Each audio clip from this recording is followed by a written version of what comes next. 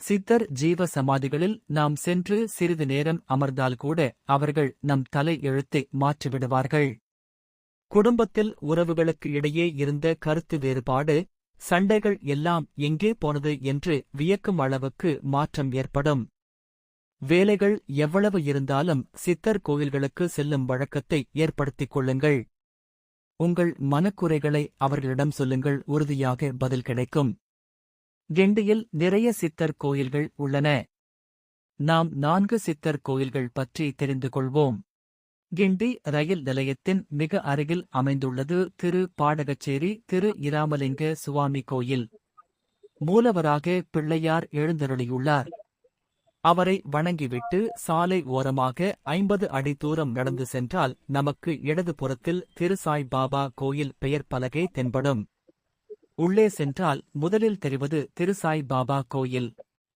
அவரை வணங்கிவிட்டு அப்படியே வலது புறத்தில் 10 அடி தூரம் நடந்தால் அங்கே திரு சதானந்த சுவாமி கோயில் தென்படும். உள்ளே சென்று அவரை வணங்கலாம்.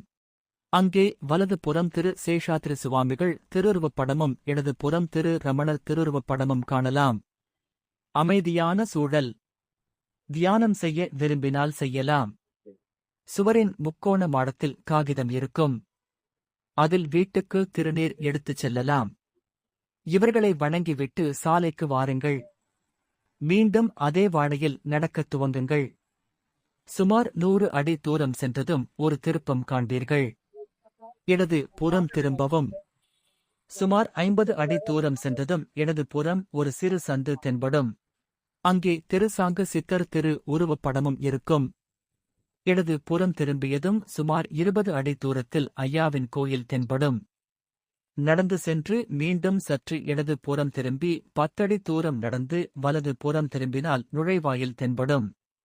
உள்ளே சென்று ஐயாவை வணங்குங்கள். அங்கே இருக்கும் திருநீரை சிறிது வாயில் போட்டு அருகில் இருக்கும் நீர்க்குடத்தில் ஒரு கவளம் நீர் குடியுங்கள்.